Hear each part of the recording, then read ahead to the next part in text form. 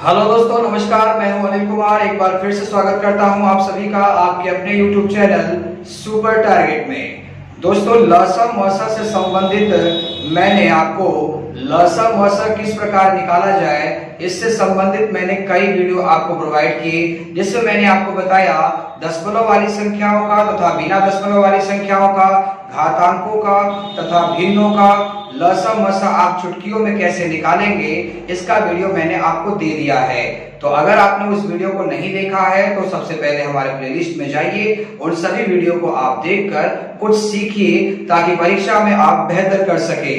जी हाँ दोस्तों, आज मैं आपके लिए लसा मसा से संबंधित कुछ प्रश्न लेकर आ रहा हूं। उन सभी प्रश्नों को लगाने के लिए सिर्फ एक सूत्र आएगा। जी हाँ दोस्तों, आज जितनी भी सवालें चलने वाली है उन सभी सवालों को लगाने के लिए सिर्फ एक ही फॉर्मूला काम करेगा।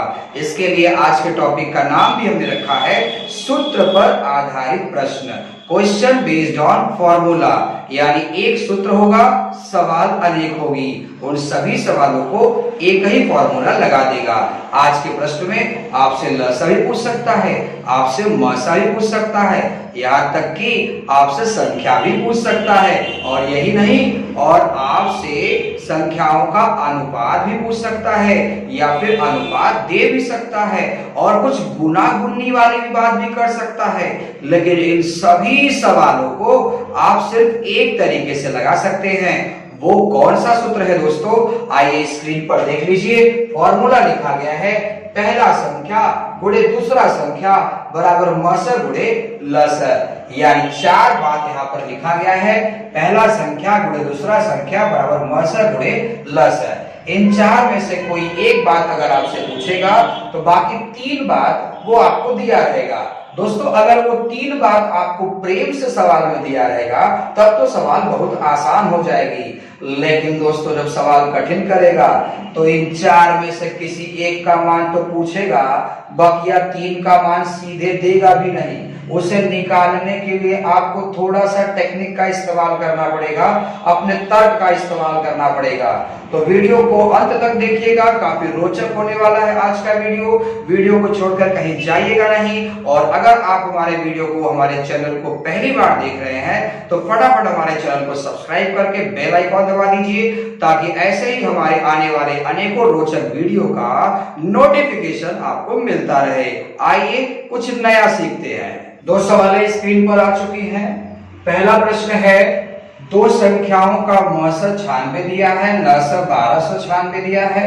यदि एक संख्या 864 हो तो दूसरी संख्या क्या होगी?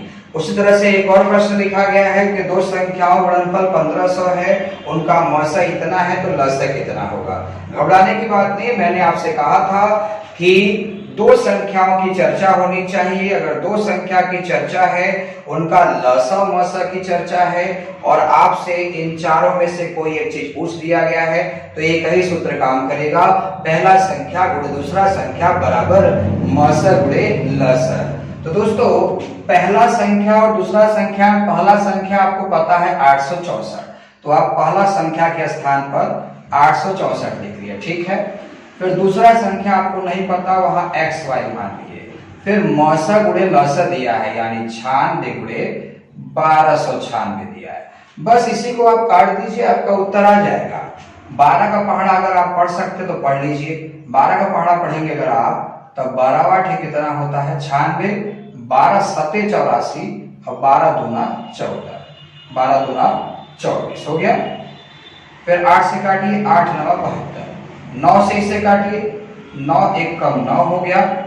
अभी बचा कितना 3, 9 चौका 36 हुआ। उसके बाद बचा फिर से 3, 9 चौका 36, यानी संख्या कितना होगा 144।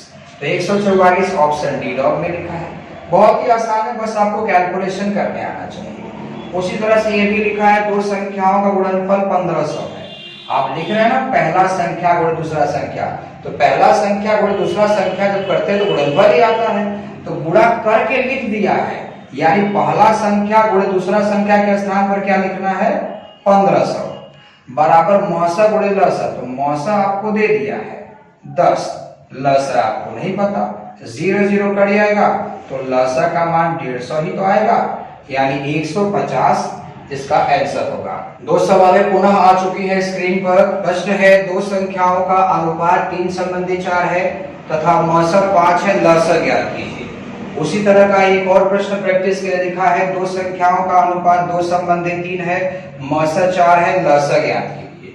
जैसा कि मैंने वीडियो के शुरू में ही कह दिया था कि पहला संख्या गुणे दूसरा संख्या बराबर मौसा गुणे लसा, यानी आज की सारी सवालें आप इसी सूत्र से लगा सकते हैं, चाहे वो प्रेम से सभी का मान दिया हो, चाहे अनुपात में दिया हो, चाहे गुणा में दिया हो। जैसा कि आप देख रहे हैं कि अनुपात में दिया गया है, तो याद रख लीजिएगा या फिर कॉपी पर लिख लीजिएगा कि मौसा दिया रहेगा, मौसा दिया है 5, मौसा दिया रहेगा और उसके टक्कर में अनुपात दिया रहेगा।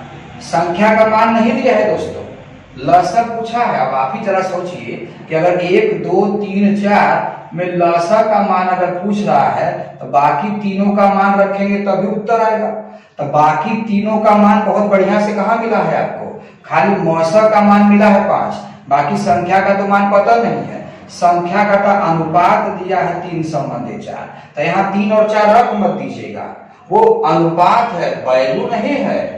तो इस अनुपात को वैल्यू कैसे बनाएंगे, तो कॉपी पर लिखिए, कॉपी पर लिखिए कि अगर संख्याओं का अनुपात दिया रहे तथा उसका मौसा दिया रहेगा, लसा नहीं मौसा दिया रहे, तो प्रत्येक अनुपात में गुणा करके हम संख्या बनाते हैं। तो 5 का जब 3 में गुणा करेंगे तो पहला संख्या 15 आएगा, 5 का 4 में गुणा करेंगे दूसरा संख्या 20 आएगा। बराबर मौसा 5 है, लसा आप XY कुछ मान लीजिए। अब इसी को हल कर दीजिए, 5 तिया 15, 20 तिया 60, यानी आपके प्रश्न का उत्तर आ गया 60। 60 ऑप्शन बी बॉल में लिखा है। उसी तरह से आप इसे भी लगा सकते हैं। देखिए अनुपात दिया है, उसके टक्कर में मौसा दिया है, तो इस मौसा का प्रत्येक अनुपात में गुणा करके आप संख्या निकाल लीजिए। 4 दूना 8 पहला संख्या, 4 तिया 12 दूसरा संख्या, बराबर मौसा गुणे लसा। लसा आपको मालूम नहीं है, 4 से काट दीजिए, 4 तिया 12 हो गया, 8 त्रिका 24 हो गया, यानी कि लसा कितना आ गया 24। 24 ऑप्शन सी में लिखा हुआ है।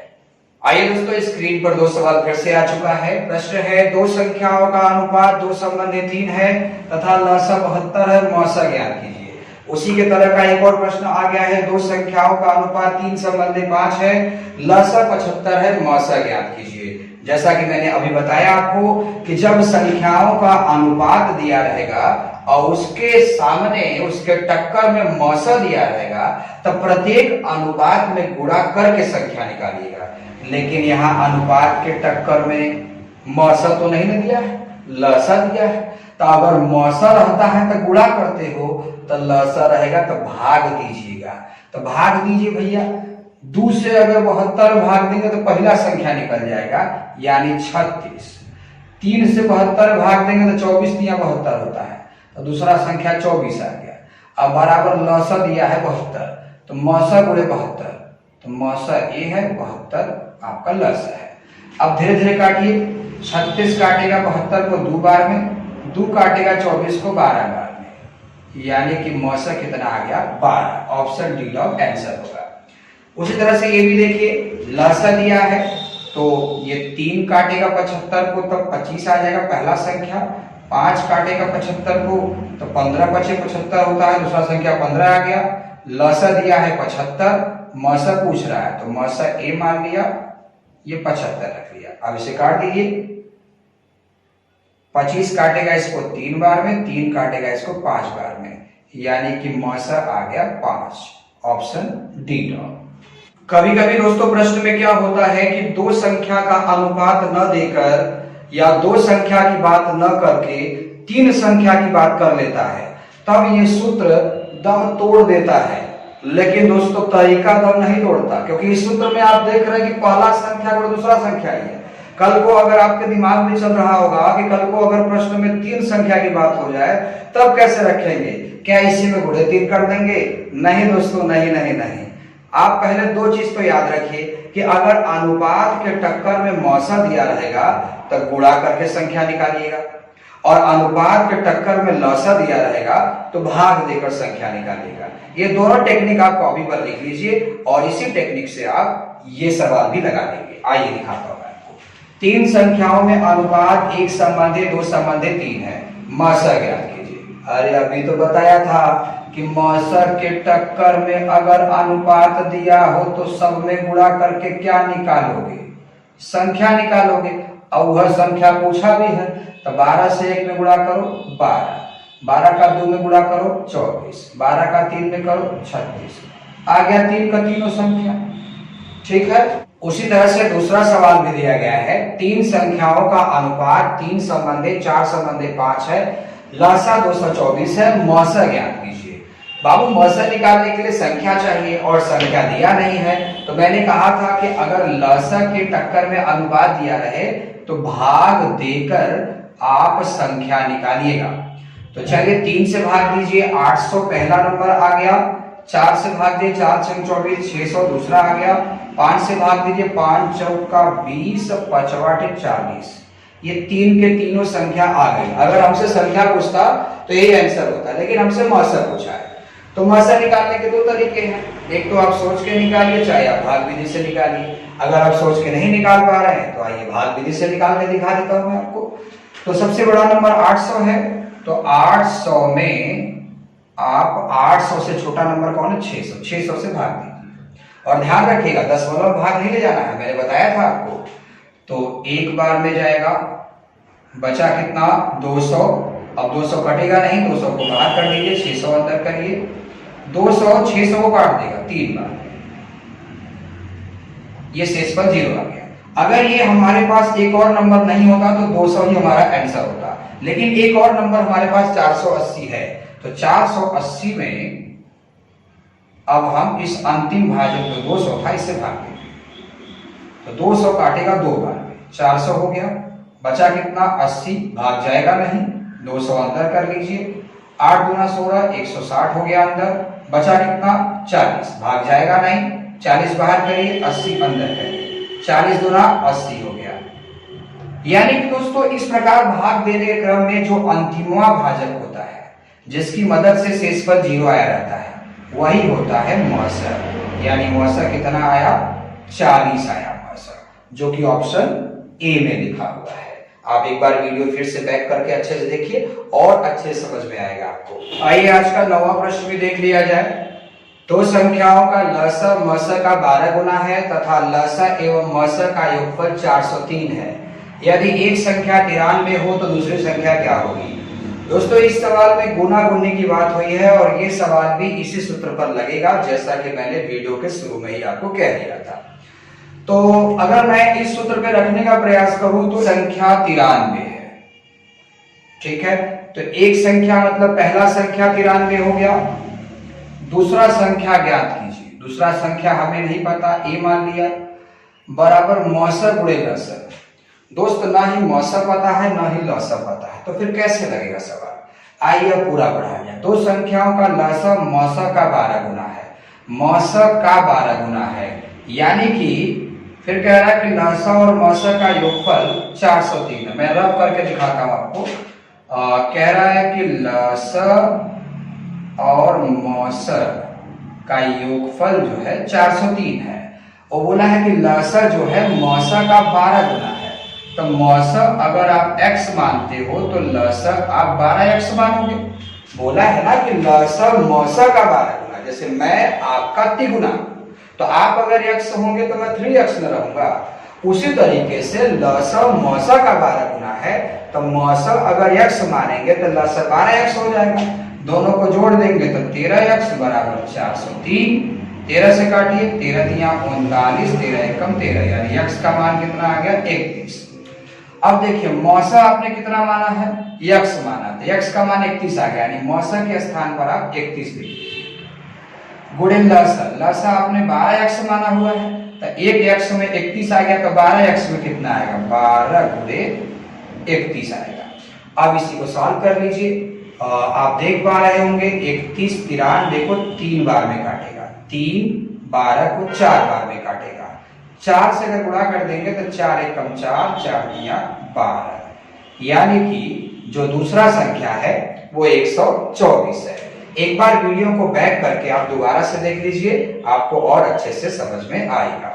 तो दोस्तों, आज आप पढ़ रहे थे लसा मसा चैप्टर से रिलेटेड कुछ ऐसे प्रश्न जो कि अलग अलग ढंग की सवालें होती हैं लेकिन लगती किसी एक ही सूत्र पर है।